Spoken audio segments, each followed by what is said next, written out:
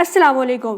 दोस्तों, क्या आपको पता है कि जो 2023 का समर था वो हॉटेस्ट समर था लेटेस्ट 2000 ईयर्स में नॉर्दर्न हेमिस्फेयर में। और इस समर की और जो अभी 2024 का समर चल रहा है, गर्मियाँ चल रही हैं, उसके अंदर अभी तक जितने मंथ्स चले हैं जनवरी टू मई, वो सारे ही उनके अंदर वर्ल्ड रिकॉर्ड टूटने वाला टेम्परेचर रह चुका है। जैसे जनवरी में भी जो रिकॉर्ड था टेम्परेचर का वो टूट गया, ऐसे मई तक आते जितने भी मंथ्स थे उन सब में जो गर्मी का रिकॉर्ड था वो टूट चुका है। और मैं आपको बताता चलूँ कि इस वजह से बहुत से कंट्रीज़ नॉर्दर्न हेमिस्फेयर के इफ़ेक्ट हुए हैं, जैसे कि पाकिस्तान, इंडिया, इंडोनेशिया और वियतनाम भी। मैं आपको बताता चलूँ कि पाकिस्तान के भी बहुत से सिटीज़ हैं जिनका जो टेम्परेचर 50 सेंटीग्रेड अबव भी जा चुका है।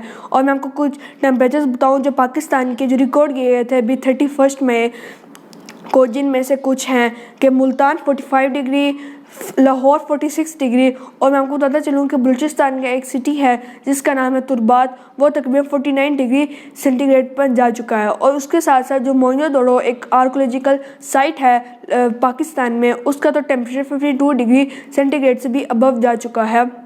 ये 31 मई डेट को टेम्परेचर रिकॉर्ड किए गए थे जो मैं आपको बता रहा हूँ। और इसके साथ साथ सिर्फ पाकिस्तान ही नहीं बल्कि और भी ऐसे बहुत सी कंट्रीज़ हैं जो इफ़ेक्ट हुए, जैसे अभी साउथ ब्राज़ील में तकरीबन 83 लोगों की मौत हो गई सिर्फ और सिर्फ एक हैवी रेन की वजह से जो काफ़ी दिनों से चल रही थी। 83 people are dead after days of heavy rain. और तकरीबन 1.5 लाख लोग जो अपनी जगहों से डिस्प्लेस हो गए ब्राज़ील में। और मैं आपको बताता चलूँ कि इसके साथ साथ साउथ अफ्रीका में इतना ख़तरनाक डेंजरस ड्रॉट चल रहा है जहाँ पे उनको पानी की बहुत किल्लत है।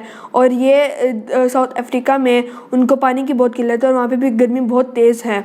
ये इसकी वजह क्या है? और अगर ये जो क्लाइमेट चेंज हो रहा है इतना जल्द इसकी असल में वजह क्या है कि इतने ज़्यादा जो कंट्रीज़ हैं वो इफ़ेक्ट हो रही है? इसकी वजह क्लाइमेट चेंज तो नहीं है। क्लाइमेट चेंज के साथ साथ इसकी क्या वजह है वो मैं आपको बताऊंगा इस वीडियो में। तो मैं हूँ हैदर अली और आप देख रहे हैं आई एम हैदर अली। तो चले हम इस वीडियो को आप यहाँ से शुरू करते हैं। गर्मी की लहर शहरियों पर कहर, शहर का ज़्यादा से ज़्यादा टेम्परेचर 43 डिग्री सेंटीग्रेड तक जाने का इम्कान। Let's talk more now about what is happening in India, recording its highest ever temperatures. Delhi hitting 52. 83 people are dead after days of heavy rain.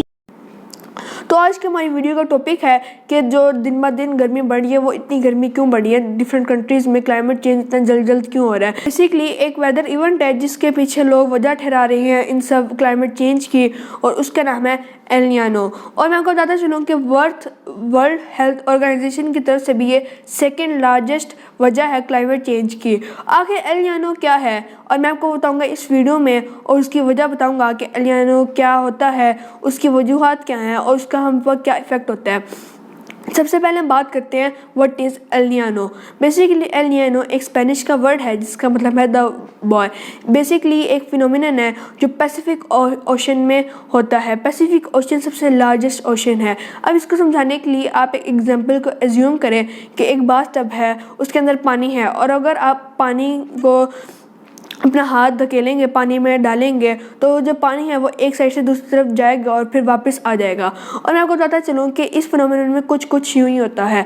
Basically होता ये है कि पैसिफिक ओशंस में कुछ हवाएं चलती हैं, तेज़ हवाएं चलती हैं ईस्ट टू वेस्ट, जिन्हें ट्रेड विंड्स कहते हैं। वेस्ट का मतलब अमेरिका से ऑस्ट्रेलिया की तरफ। इसकी वजह से क्या होता है कि जो पैसिफिक ओशन की सरफेस के ऊपर पानी होता है, सतह के ऊपर पानी होता है, वो ये हवाएं अपने साथ आगे ले जाती हैं, जिसकी वजह से जो उसके नीचे वाला पानी होता है ठंडा पानी वो ऊपर आ जाता है। जो गर्म पानी पैसिफिक ओशन की सरफेस पे होता है वो आगे चला जाता है, और जो ठंडा पानी होता है वो ऊपर आ जाता है पैसिफिक ओशन के नीचे से। फिनोमेनन है, इसको अपवेलिंग कहते हैं। जो पानी ऊपर आता है वो काफ़ी ठंडा भी होता है और उसके साथ वो फुल ऑफ न्यूट्रिएंट्स भी होता है, जिसकी वजह से जो मेरीन लाइफ है, जो मछलियाँ वगैरह होती हैं पानी में, उनको भी फ़ायदा पहुँचता है। नॉर्मल सिचुएशन में क्या होता है कि जो गर्म पानी है वो ऑस्ट्रेलिया की तरफ चला जाता है और जो ठंडा पानी है वो ईस्ट की तरफ से ऊपर आ जाता है अपवेलिंग के ज़रिए से, और वो साउथ अमेरिका के पास होता है। जो गर्म पानी जाता है ऑस्ट्रेलिया की तरफ, अब वो गर्म पानी होता है और उसको एवेपोरेशन में भी इजी होता है उसको वेपोरेट करना, और जब वो ऑस्ट्रेलिया की तरफ पहुंचता है तो वह में वेपोरेट हो जाता है। और जब वेपोरेट होता है तो आपको पता है कि जो पानी बादल की शक्ल इख्तियार कर लेता है, और यूँ ऑस्ट्रेलिया और जो दूसरी ऑस्ट्रेलिया के साथ कंट्रीज़ होते हैं वहाँ पे तेज़ बारिश शुरू हो जाती है। लेकिन अब आप ये इमेजिन करें कि जो ट्रेड विंड्स का ये फिनोमेनन है ये अब काफ़ी हल्का हो गया है। जो ट्रेड विंड्स हैं अब वो इतनी स्ट्रॉन्ग नहीं है कि वो इतने ज़्यादा पानी को अपने साथ आगे लेके जा सकें। तो क्या होगा, बेसिकली तब ये होगा कि जो गर्म पानी है, जो सरफेस के ऊपर पानी है ओशन के, वो आगे नहीं जाएगा, जिसकी वजह से जो वो हॉट वाटर है वो समुंदर के बीच में किसी भी पॉइंट पे जाके वेपोरेट हो जाएगा और वेपोरेट होने के बाद बारिश समुंदर के ही बीच में कहीं हो जाएगी। दूसरी तरफ जो अपवेलिंग होगी, जो ठंडा पानी है वो ऊपर नहीं आएगा बल्कि ऊपर गर्म पानी ही रहेगा, जिसकी वजह से जैसा कि मैंने आपको बताया कि बारिश ओशन के कहीं बीच में हो जाएगी किसी पॉइंट पे, और जो ऑस्ट्रेलिया है वहाँ तक बारिश नहीं पहुँचेगी, जिसकी वजह से ऑस्ट्रेलिया ड्राई पड़ जाएगा और वहाँ पे भी गर्मी बढ़ना शुरू हो जाएगी। और इसके साथ साथ जो अपवेलिंग का जो प्रोसेस होगा वो भी स्लो हो जाएगा। और ये जो फिनोमेनन है इसको कहते हैं एल निनो।